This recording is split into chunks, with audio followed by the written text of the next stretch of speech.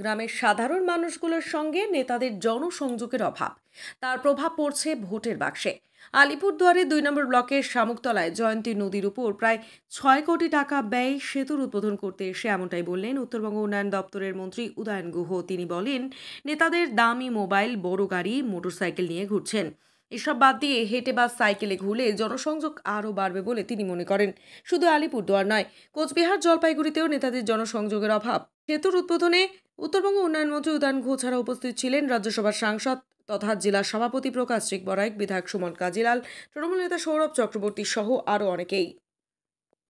আমি বলছি যে মূল ব্যাপারটা হচ্ছে হয়তো জনসংযোগের ঘাটতি আছে, আমি জানি না সবটা, কিন্তু সেটা আমার কুচবিহারের ক্ষেত্রেও বলবো, আমি জলপাইগুড়ির ক্ষেত্রেও বলবো, আলিপুরদুয়ারের ক্ষেত্রেও বলবো যে আমরা সব কিছু করে ফেলতে পেরেছি, এটা তো হয় না। অনেক কাজ করছি, কিন্তু সেই বার্তাটা মানুষের কাছে পৌঁছে দেওয়ার জন্য আমাদের অনেক বেশি জনসংযোগ বাড়াতে হবে, মানুষের কাছে গিয়ে কথাগুলো বলতে হবে। যারা এই যে মানুষের কানে বলে যে আলাদা উত্তরবঙ্গ করলে উন্নয়ন হবে, সেটা যে না, সেটা যে ভুল, সেগুলো যদি আমরা সঠিকভাবে মানুষের কাছে তুলে ধরতে পারি, আমি বিশ্বাস করি যে অন্যরকম ফলাফল হবে। আমি এইটা বলছি শুধু আলিপুরদুয়ারের ক্ষেত্রে বলছি না, আমি তো কুচবিহারে আমরা লোকসভায় জিতেছি, তারপরেও আমি বলবো যে আরো বেশি যদি জনসংযোগ হতো, আরো বেশি যদি মানুষের কাছে আমরা পৌঁছতে পারি, তাহলে মানে আরো ভালো ফলাফল আমরা করতে পারি। কেন হচ্ছে সেটা এখনকার যুগটা হয়ে গেছে একটু অন্যরকম। এখন মোবাইল, এখন মোটরসাইকেল, এখন বড় গাড়ি, এগুলো মানুষের থেকে আমাদের খানিকটা বিচ্ছিন্ন করে দিচ্ছে।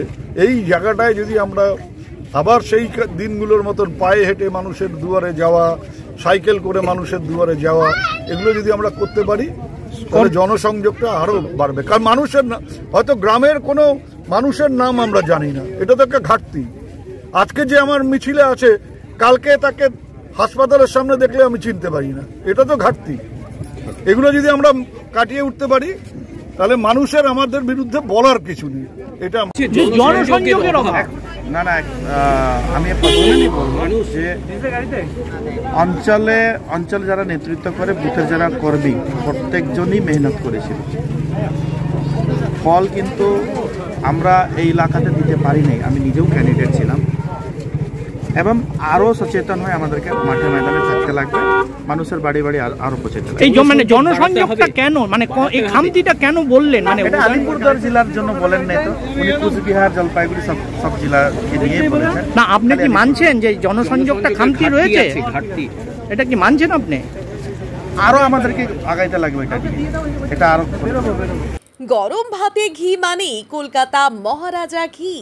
স্বাদে এবং মানে অন্য যে কোনো ঘিয়ের থেকে উৎকৃষ্ট মানের এই বিশুদ্ধ ঘি খেলে আপনার প্রাণ জুড়িয়ে যাবে।